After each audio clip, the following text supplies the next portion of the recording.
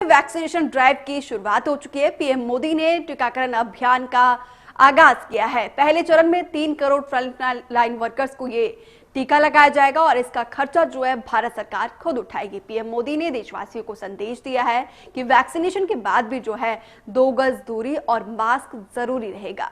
तो आपको बता दें कि देश ही नहीं बल्कि दुनिया के सबसे बड़े टीकाकरण का आगाज प्रधानमंत्री नरेंद्र मोदी ने किया है और सबसे पहले जो है एम्स के एक सफाई कर्मचारी को इस वैक्सीन का डोज दिया गया और उसके बाद से एम्स के सीनियर डॉक्टर फिर एम्स के निदेशक डॉक्टर रणदीप गुलेरिया को वैक्सीन का डोज दिया गया।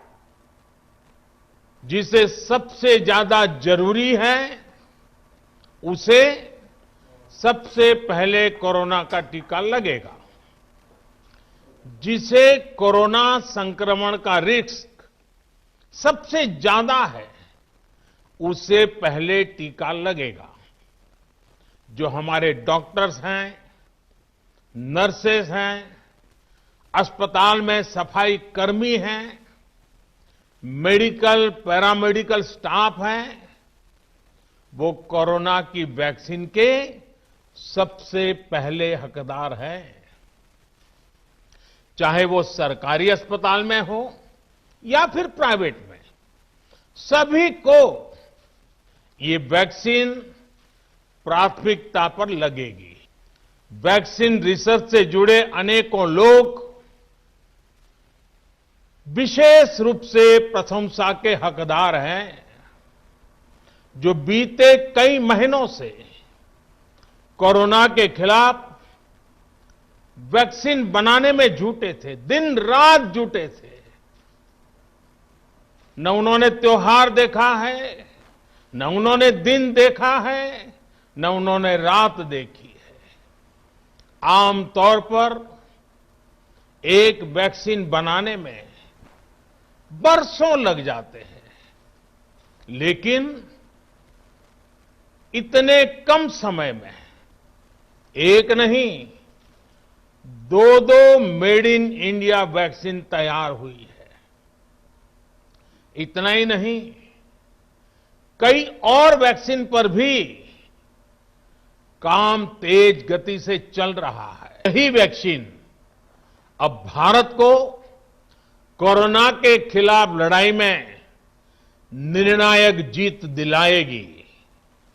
साथियों, कोरोना से हमारी लड़ाई आत्मविश्वास और आत्मनिर्भरता की रही है। इस मुश्किल लड़ाई से लड़ने के लिए हम अपने आत्मविश्वास को कमजोर नहीं पड़ने देंगे। ये प्रण हर भारतीय में दिखाई दिया है। पहला टीका लगने के बाद दूसरी डोज कब लगेगी, इसकी जानकारी भी आपके फोन पर दी जाएगी। और मैं सभी देशवासियों को ये बात फिर याद दिलाना चाहता हूं कि कोरोना वैक्सीन की 2 डोज लगनी बहुत जरूरी है। एक डोज ले लिया और फिर भूल गए, ऐसा गलती।